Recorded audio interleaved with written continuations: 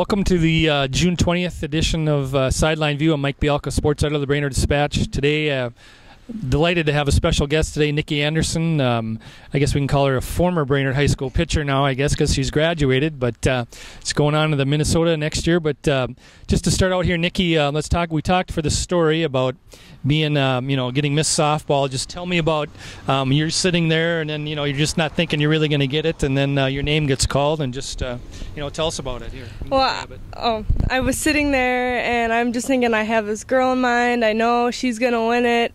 And all of a sudden, like I said, I hear from Brainerd, Minnesota, Nikki Anderson. I'm sitting there. I'm like, oh, my goodness. Oh, no. I actually have to walk up there and get everything.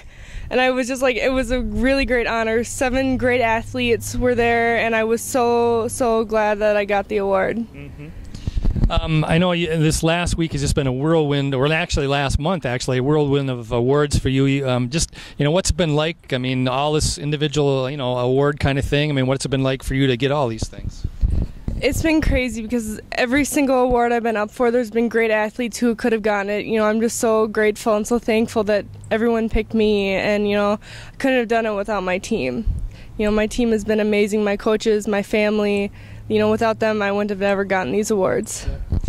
And then I know one of the things we didn't really touch on was you played in that All-Star Series in Mankato, I believe it was, like a week after, I think it was a week after the state tournament or so. But I know you played for the Heat team there. I didn't really ever hear how you guys did, so kind of fill us in on how the tournament went and what you guys did.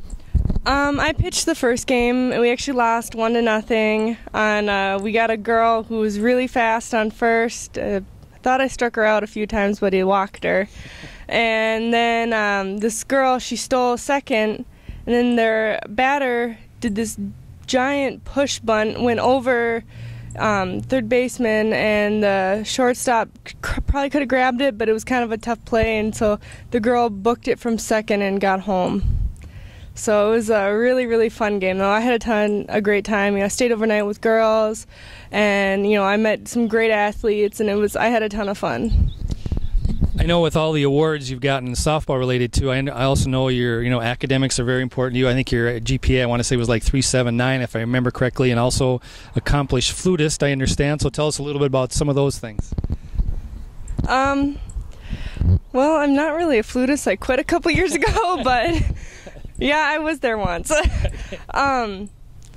It was like my parents have always stressed how good I need good academics, and so that's been drilled into my head and how important it was, and that definitely helped me get a scholarship at the U of M because they want good scholar athletes.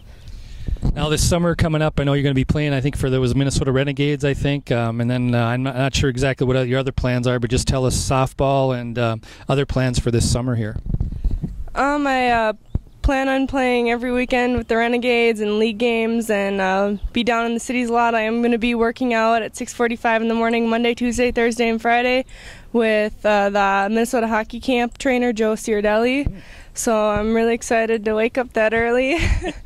But yeah, I'm going to be doing a lot of working out, playing softball, hopefully, getting to see my friends and family before I leave. Well, let's talk about last but not least. I mean, you got a bright future ahead. You got the Gophers coming up here next year. We touched on this in the story, just kind of their plans for you, and it's going to be pretty exciting. Maybe we'll get to see you on the Big Ten Network and things like that. But just your thoughts about getting down there. I mean, when do you go down there and that kind of stuff?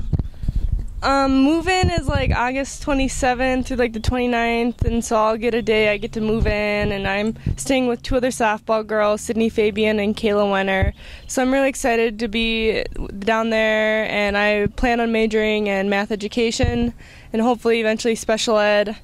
I'm excited to go work hard and play for the Gophers, and it's going to be a ton of fun. I guess just a final thing, just kind of a reflection. I mean, I was figuring out your stats for the story, and it's like, my goodness. I mean, he struck out, I think it was over 700, or I can't remember what it was, and all that time, and he had like 30-some shutouts and 60-some complete games. But just, do you ever look back and think, wow, staggering statistics that you had? Do you ever think about that kind of thing? Yeah, I do. I really look back and like, wow, I had a great 4 seasons with great coaches and great girls. I'm so lucky, compared to so many other people, to get 4 great years. With 4 great years of girls, to be able to go to state tournament twice, not very many people can say that, so I feel very, very blessed.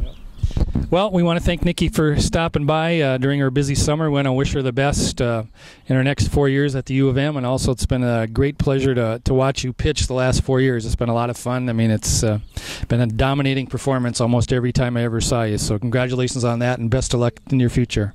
And that'll wrap it up for Sideline View this week, and hopefully we'll talk to you next week again. Thanks.